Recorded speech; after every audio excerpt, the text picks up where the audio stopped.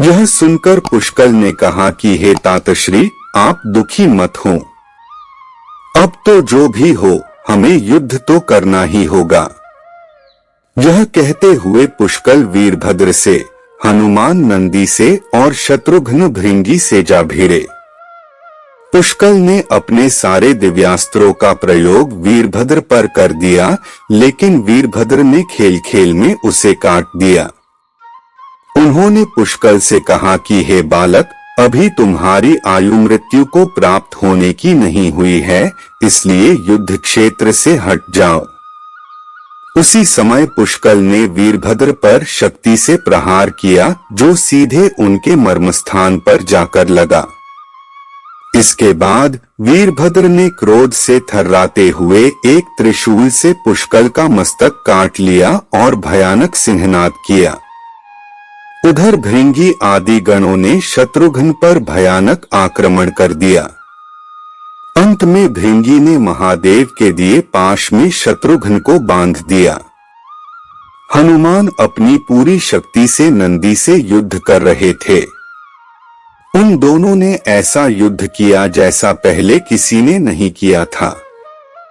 दोनों श्री राम के भक्त थे और महादेव के तेज से उत्पन्न हुए थे। काफी देर लड़ने के बाद कोई और उपाय न देखकर नंदी ने शिवास्त्र का प्रयोग कर हनुमान को पराभूत कर दिया।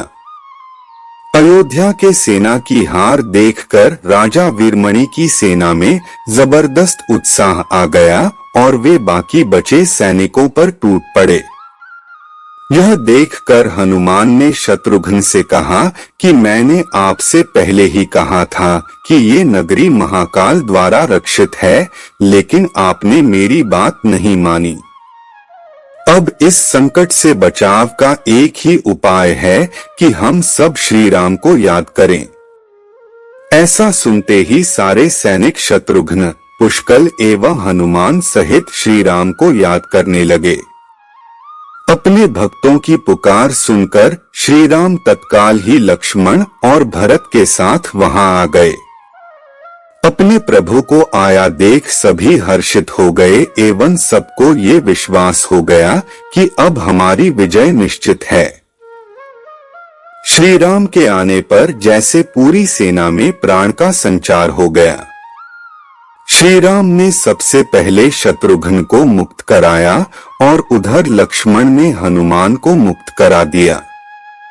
जब श्री राम, लक्ष्मण और भरत ने देखा कि पुष्कल मृत्यु को प्राप्त हो चुके हैं, तो उन्हें बड़ा दुख हुआ।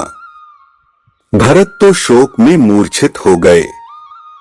श्री राम ने क्रोध में आकर वीरभद्र से कहा कि तुमने जिस प्रकार पुष्कल का वध किया है, उसी प्रकार अब अपने जीवन का भी अंत समझो।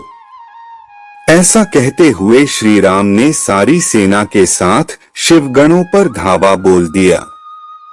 जल्द ही उन्हें यह पता चल गया कि शिवगणों पर साधारण अस्त्र बेकार है, इसलिए उन्होंने महर्षि विश्वामित्र द्वारा प्रदान किए दिव्यास्त्रों से वीरभद्र और नंदी सहित सारी सेना को विदीर्ण कर दिया।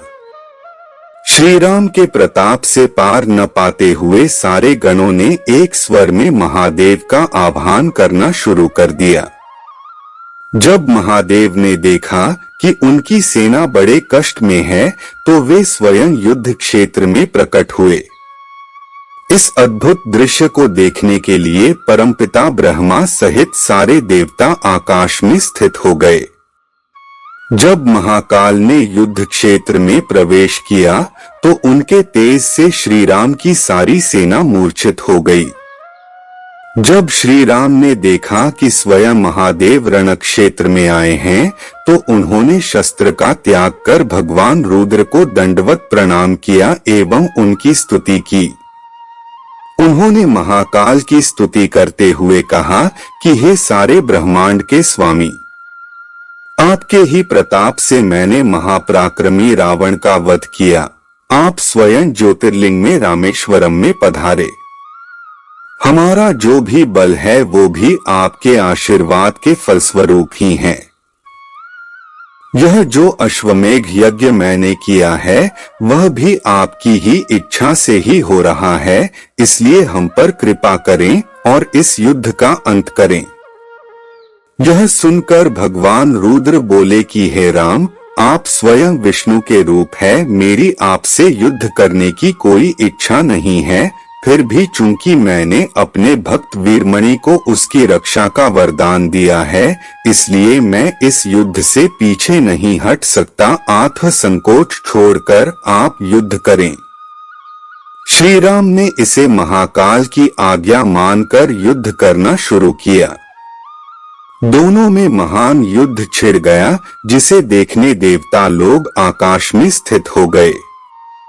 श्री राम ने अपने सारे दिव्यास्त्रों का प्रयोग महाकाल पर कर दिया, पर उन्हें संतुष्ट नहीं कर सके। अंत में उन्होंने पाशुपतास्त्र का संधान किया और भगवान शिव से बोले कि हे प्रभु, आपने ही मुझे ये वरदान दिया है कि आपके द्वारा प्रदत्त इस अस्त्र से त्रिलोक में कोई पराजित हुए बिना नहीं रह सकता। इसलिए हे महादेव, आपकी ही आज्ञा और इच्छा से मैं इसका प्रयोग आप पर ही करता हूँ। यह कहते हुए श्री राम ने वो महान दिव्यास्त्र भगवान शिव पर चला दिया। वह अस्त्र सीधा महादेव के हृदय स्थल में समा गया और भगवान रुद्र इससे संतुष्ट हो गए। उन्होंने प्रसन्नता पूर्वक श्री राम से कहा कि आपने युद्ध में मुझे संतुष्ट किया है, इसलिए जो इच्छा हो वर मांग लें। इस पर श्री राम ने कहा कि हे भगवान, यहाँ इस युद्ध क्षेत्र में भ्राता भरत के पुत्र पुष्कल के साथ असंख्य योद्धा वीरगति को प्राप्त हो गए हैं, उन्हें कृपया जीवन दान दीजिए।